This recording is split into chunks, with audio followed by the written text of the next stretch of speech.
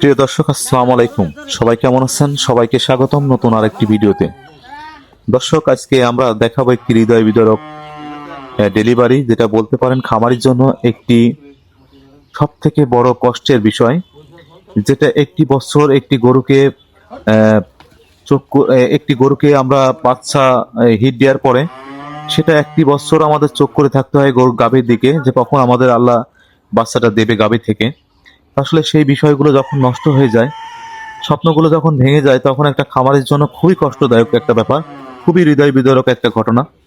তো দর্শক, আমাদের এই ভিডিওগুলো যারা দেখবেন তারা অবশ্যই আমাদের চ্যানেলটিকে সাবস্ক্রাইব করবেন, যাহাতে আপনারা এই ভিডিওগুলো যখনই আমরা আপলোড দিই সেক্ষেত্রে সঙ্গে সঙ্গে আপনাদের কাছে নোটিফিকেশন চলে যায়, আপনারা ভিডিওটা দেখতে পারেন। আমাদের এই ভিডিওগুলো খুবই শিক্ষণীয় ভিডিও, এবং আমরা চেষ্টা করি আমাদের প্রান্তিক খামারির কাছ থেকে অভিজ্ঞতা নিয়ে আপনাদেরকে দেওয়ার জন্য। এবং আপনারা যারা খামারি ভাই আছেন তারা আমাদের এই ভিডিওগুলো বেশি বেশি শেয়ার করবেন, যাতে এই ভিডিওগুলো প্রত্যেকটা প্রান্তিক খামারির কাছে পৌঁছে যায় এবং সবাই যেন এই ভিডিও দেখে অনেক অভিজ্ঞতা অর্জন করতে পারে। তো দর্শক, আমরা একটি গরু গত সন্ধ্যারাত্রি থেকে আমাদের কাছে ফোন আসে, গত সন্ধ্যারাত্রি থেকে গরু প্রসব বেদনা ওঠে। এর মধ্যে অনেক হ্যাসিং পোয়াতে হয় গরুটাকে। অনেকেই চেষ্টা করে, আসলে আমাদের গ্রাম অঞ্চল অনেকের একটা প্রথা আছে যে না পারে সেও একটু হাত দিয়ে চেষ্টা করে যে আসলে কিভাবে বাচ্চাটা বের করা যায়। আসলে এটা কিন্তু সহজ কাজ নয়, এটা দুটো জীবনের একটা হিসাব এখানে করতে হয়, যে হিসাবটা একটু গরমিল হলেই কিন্তু জীবন দুটোই শেষ হয়ে যেতে পারে। তো দর্শক, আমরা গত আগের দিনের বিষয় সেটা আমরা পরের দিন সকালবেলা এসে আপনারা দেখতে পাচ্ছেন আমরা গরুটাকে বাচ্চা ডেলিভারি করার চেষ্টা করছি, এবং আমরা আপ্রাণ চেষ্টা করছি আমার সমস্ত অভিজ্ঞতা দিয়ে কাজে লাগানোর জন্য। আমি আমার এই 10 বছর লাইভে আমি অনেক ডেলিভারি করেছি, কিন্তু এরকম ক্রিটিক্যালি সিচুয়েশন আমি কখনো পড়ি নাই।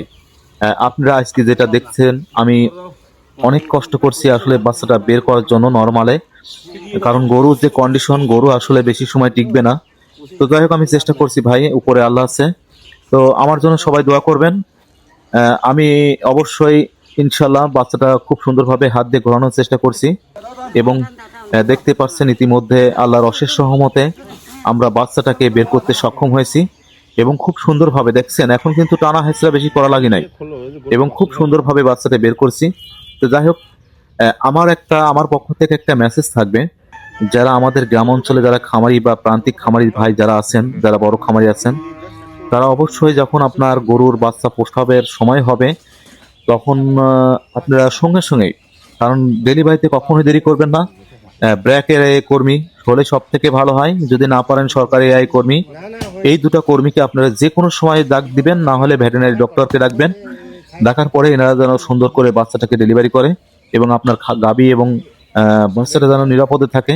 আপনারা বুঝতেই পারছেন বাচ্চাটা মারা গিয়েছে।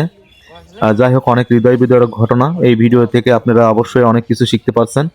আর আমার ভিডিওটি যদি ভালো লেগে থাকে অবশ্যই আপনারা শেয়ার করবেন, লাইক দিবেন। ওকে, আল্লাহ হাফেজ, ভালো থাকবেন সবাই। সামান্য একটু উষার করো, সাফল দিয়ে সাইড কাটিয়ে